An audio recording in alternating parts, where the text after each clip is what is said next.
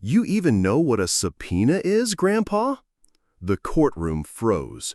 Officer Travis Cole leaned smugly on the railing, grinning at the older black man standing alone in the witness box. Leonard Hayes didn't flinch. His medium-brown face was calm, lined with years of dignity and sorrow. In his trembling hand, he held a worn leather folder. "I've studied more subpoenas than you've seen badges," he replied softly.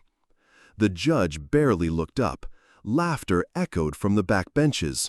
A bailiff whispered, "Why's he even representing himself?"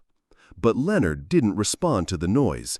Instead, he reached into his coat and unfolded a yellowed military commendation. It was barely legible, but the crest at the top shut some mouths. Still, Officer Cole stepped closer and hissed, "Nice printout. Too bad you're not a real man of the law." What happened next cracked the courtroom in two. Leonard's fingers trembled slightly as he placed the commendation on the stand. "This was issued in 1986, Fort Bragg," he said, voice steady.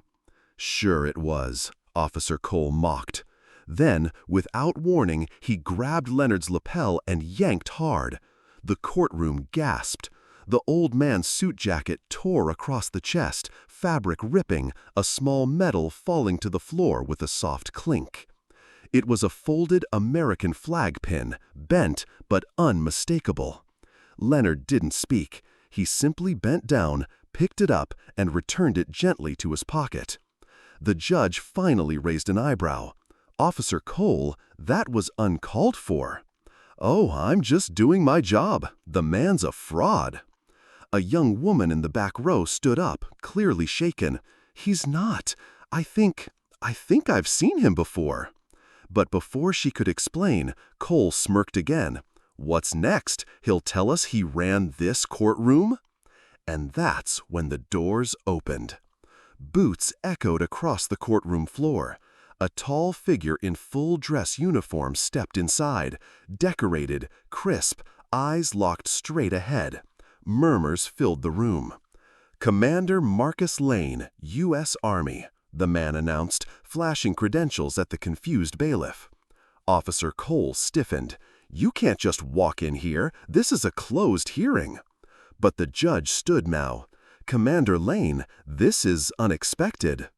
The commander turned to the judge, then slowly to Leonard. His voice dropped. "Permission to speak on behalf of retired military judge Leonard Hayes. He was my mentor." The room froze. Cole's face drained of color. Leonard looked down, barely meeting Lane's gaze. "You don't owe me this," he murmured. Commander Lane shook his head. "No, sir, but I owe the truth." And as he turned to the courtroom, his next words silenced even the judge. "This man trained half the JAG Corps in this state. You mocked a legend." What came after? No one was ready for. The judge slowly removed her glasses. "Mr. Hayes, is that true?" Leonard didn't nod. He simply opened the old folder again, this time revealing a judicial certificate, stamped and signed, with a photo of a younger version of himself in uniform. Gasps echoed. A court reporter muttered, "He was a federal judge." Commander Lane spoke again. "And Officer Cole, his record? Leonard presided over his internal affairs review 8 years ago. The same officer found guilty of misconduct during a traffic stop in Macon." Cole turned red. "That file was sealed."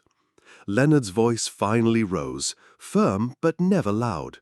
"Sealed to protect your chance at reform, not to be used as a weapon against someone older, quieter, or darker than you." The room fell into stunned silence. Then someone clapped. One person, then two, then silence again. Not celebration, acknowledgement. The judge's voice cracked. "Officer Cole, you're relieved pending review." And Leonard, he didn't smile. He just sat down, in his torn suit, dignified. Leonard didn't press charges. He didn't demand apologies. He just stood, adjusted his tattered jacket, and addressed the courtroom one final time. "I didn't come here to win. I came so no one like me would ever walk in here alone again." Commander Lane stepped forward, saluted sharply. "You still command, sir." Leonard hesitated, then returned the salute, slow and steady. A moment of mutual respect passed, unspoken but thunderous. As Leonard exited, the courtroom didn't applaud. They stood, silent. At the door, the same young woman who'd spoken earlier stepped into his path. "My brother, he's in law school. He reads your old rulings. He says they taught him how to be decent." Leonard's eyes softened. Then maybe the silence was worth it. Outside, the sun was setting behind the courthouse. Light hit the cracked tile where his medal had fallen, still shining.